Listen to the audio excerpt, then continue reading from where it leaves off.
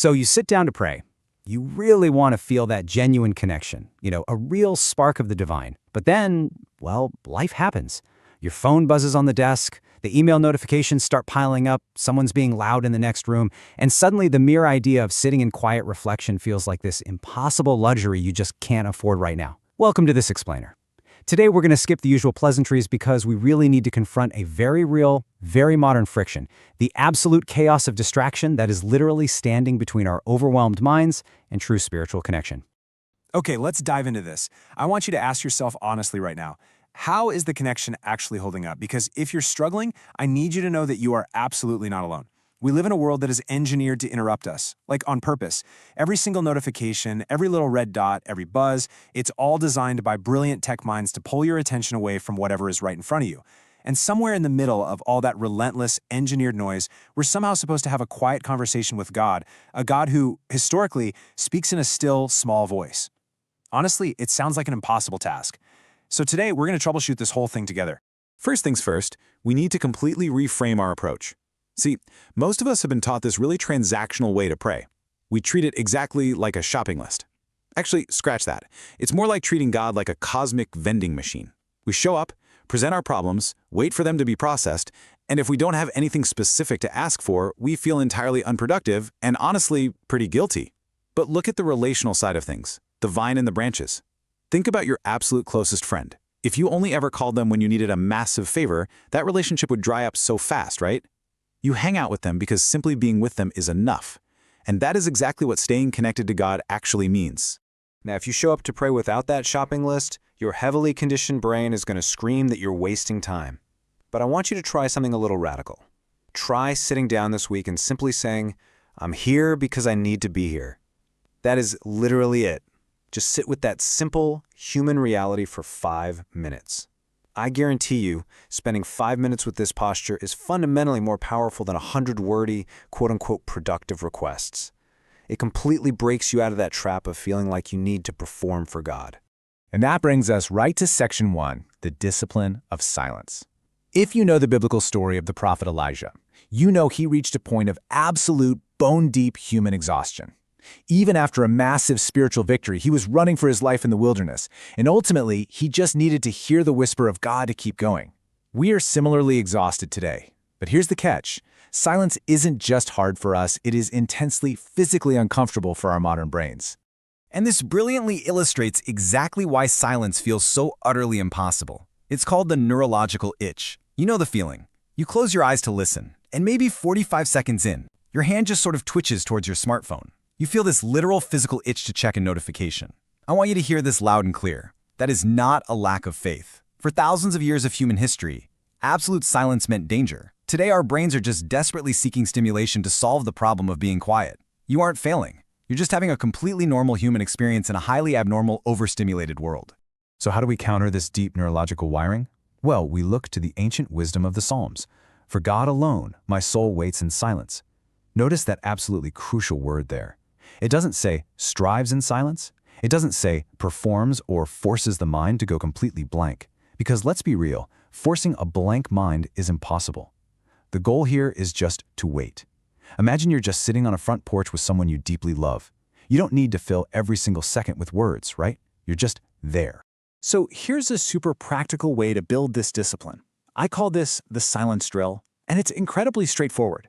Step 1. Set a timer for exactly 2 minutes. Your brain won't rebel against 2 minutes the way it would against 20. Step 2. When that to-do list in your head inevitably starts screaming at you, don't fight it. Imagine you're sitting by the ocean, just watching the waves. Let the thoughts roll in, acknowledge them without judging yourself, and let them roll right back out like passing clouds. And step 3, just gently return to the present. Return to listening. All right, let's shift gears to section 2, the purpose of waiting. Because look, what happens when you do the work, you show up, you wait in silence, and the answer still doesn't come? Think about the biblical figure of Hannah. Year after year, she wept at the temple, desperately praying for a child, all while watching the people around her easily get the exact thing she wanted most. That is a heavy, crushing reality. And it's the exact kind of waiting that usually breeds deep resentment and a quiet, bitter anger toward God. But here's where Hannah did something amazing. She made this profound internal shift. She moved from being a victim of God's slowness to becoming a partner in her own transformation. Instead of just demanding, hey, give me what I want so I can fix my life, her entire posture shifted to, give me what I can be used for. And here's the absolute secret to this story. This fundamentally changed her spiritual reality and her connection with God long before God ever actually changed her physical circumstances. Now, what's really interesting about this concept is this incredibly simple yet totally profound truth. Waiting is preparation. If you are asking for something and the answer feels endlessly delayed, God is not punishing you, He's preparing you. If you're waiting for a breakthrough at work, maybe you are in the exact forge needed to build the resilience and humility required to actually handle that success when it arrives. If you're waiting for a relationship, maybe God is quietly healing a deep wound that would have otherwise completely sabotaged it. The waiting isn't wasted time, guys. The waiting is the work. And once we truly grasp that our waiting has an actual purpose, we can begin to shift our daily mindset. This brings us to Section 3, from chaos to order. We need a major mental reset. And there is an ancient tool designed specifically for this. A lot of us just think of the Lord's Prayer as this rote thing we mindlessly recite in unison at church.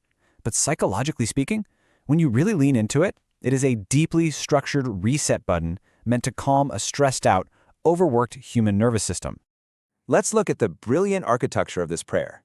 It's essentially a 2-minute chronological transformation. Step 1, acknowledge. Our Father in heaven. Just shifting your focus from your immediate, chaotic problems up to God literally lowers your shoulders. Step 2, reverence. Hallowed be your name. You aren't even asking for anything yet, you're just remembering you're part of something infinitely bigger. Step 3 is vision. Your kingdom come. This puts all of today's stress into ultimate eternal context. Step 4 is surrender, which we'll dive into in a second. And finally, Step 5, provision. Give us this day our daily bread. Notice how you only bring your daily immediate requests after your mind has been entirely settled into a framework of trust. So, the crucial point here is really that fourth step, surrender. Your will be done. When we hear the word surrender, we almost always picture giving up, waving the white flag in total defeat. But in this spiritual framework, surrender's a real game changer. It's actually about laying down the exhausting, completely impossible work of trying to micromanage the entire universe. You are actively putting down this massive, heavy burden of daily management that frankly was never yours to carry in the first place. And that brings us to this beautifully calm, contemplative climax. Be still and know that I am God. The invitation here is not to think deeply. It's not to solve some profoundly complex theological puzzle. It is simply just to know, to be present, to approach the Father as a loved, secure child rather than an anxious customer demanding a quick transaction. It's about sitting in the quiet, even when your brain is itching and it's uncomfortable, and just trusting the relationship. So, I want to leave you with this provocative thought, a question you can carry with you for the rest of your day. Who is God making you become while you wait? I really want to challenge you this week.